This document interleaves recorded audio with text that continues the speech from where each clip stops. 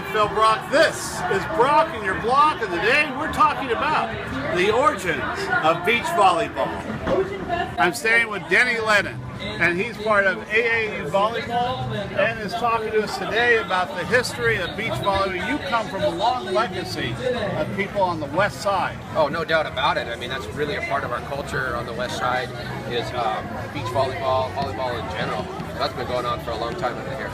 So I just saw something on one of the other charts back there. It said in 1948, the first two-man volleyball. Well, actually, it was 1930, and Paul Johnson, who was out on this side of town, part of the Santa Monica Athletic Club, instead of what had preceded him was in 1895 was when the sport was invented at the YMCA. Mount Holyoke. Yeah, that's right, and it made its way around. And then just out of whatever transgression, 1915, the Outrigger Canoe Club in Hawaii, they played a beach volleyball game outside. And so then that idea spread through the military in certain parts, but then it really took hold here in the athletic clubs that made up the Santa Monica shore.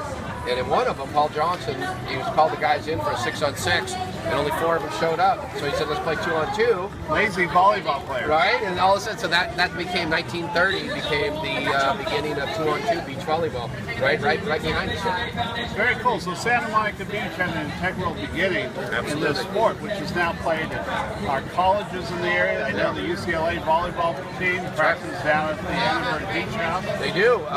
Yeah, and that really was pretty cool. The way that went from generation to generation, and seeing junior beach volleyball eventually evolve into high school beach volleyball, followed by collegiate beach volleyball. That was pretty good. And that was on the backside of what the AAU started in 1994. We only had 32 kids on a beach in San Pedro, and from that has come now 180,000 kids playing beach volleyball across the country. 180,000. We're playing across the country. Well, you know, and what's interesting to me, of course, is one of my fellow Recreation and Parks Commissioners who grew up here in Santa Monica, Kurt Schwengel, is the coach of the Samuel High Beach Volleyball team. And his sons are also playing. I hear they've been bringing home some gold trophies. They won the national championships of beach volleyball last year that the AAU hosts. Yes, excellent players. Yeah, very cool. So tell me a little bit about this beach volleyball. I know that some famous people play beach volleyball here on Santa Monica Beach. I had the opportunity to play and lose against Will Chamberlain a few times. Yeah, Will did bring a lot of notoriety to the sport, just a good athlete like that. But you know, being athletic, like Keith Erickson was a famous, UCLA and the Lakers, and he was somebody who came and played often, and so that was shared. But what you saw was a lot of Hollywood stars and so forth would come, and it was a good publicity shot, but also they enjoyed the game. So guys, we depict Robert Redford or Marilyn Monroe, but Tom Selleck was actually an accomplished player. He was very good, and there's a few people that brought notoriety. And I think we were chatting a little earlier, I was telling you about when the JFK visited, and he has that famous shot coming out of the water, or the legend has it. He was playing a little beach volleyball earlier that day. That's fantastic. Well, it's a sport that people can play casually, or they can get serious. Yep. And if you go to Manhattan Beach Pier, you go to Venice Beach, you go here. My father was at the Venice Breakwater every day. And his routine was he did a rough water swim from Venice Pier to the breakwater and back, and then he would play beach volleyball for 2 or 3 hours every single day. He arranged his work schedule so he didn't have to go to work till 1 and work till 10, so all morning he could play volleyball. I think the whole California real estate has been sold in similar fashion. Any of the really good beach players, they play in the day and they sell in the afternoon. Yeah. And my father loved that. He loved the beach culture. He came from a small town, North Carolina. Sure. Hung out at Venice Beach, hung out with the lifeguards there, hung out at Muscle Beach, and not only rough water swam, he's president of the Penguin Swim Club, but beach volleyball, the 2-man and 4-man games were really his life. My uncles, my family came to Venice in 1910, roughly. My grandfather was recruited out here by Louis B. Mayer to be a promotional guy, and from him came 8 boys and a girl. From that came 64 first cousins. So we have a big leg, but all the uncles, they always claimed to have invented the sport, by the way. But they always brag about having played 2-on-2 after World War II on the beaches of Santa Monica and Venice, and that was their thing, and they handed it off to all of us, who in turn took it to heart and started even a tournament in Venice called the Venice Backyard Championship. It was both cultural and family, but also highly competitive. And a lot of us have learned to come up through our uncles teaching us the sport, and then moving on with our kids. So, the Lennon family.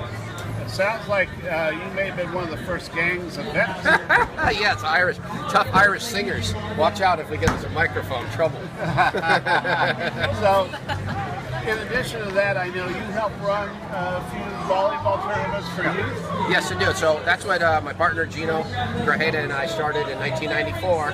And really, my motivation at the time, I was a coach for St. Mark's in Venice, and I wanted my kids to get better without having to pay for club indoor volleyball.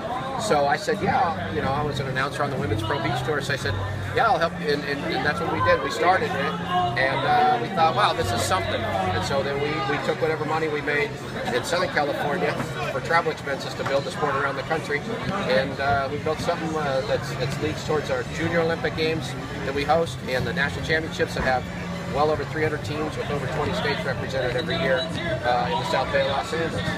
That's pretty impressive. Yeah. That's good. Yeah, it's fun. That's good for a poor white boy from Venice. Yeah, scrapping all, the hard scramble streets. There you go. Well, all right, maybe not quite that hard scramble. Yeah. But, you know, volleyball is something that we all grew up with on the Sure. West Side. We grow up, but it's something you can play. I have a well-known actor who I know, Arthur Roberts, who plays at Manhattan Beach Pier every Sunday. He's 74.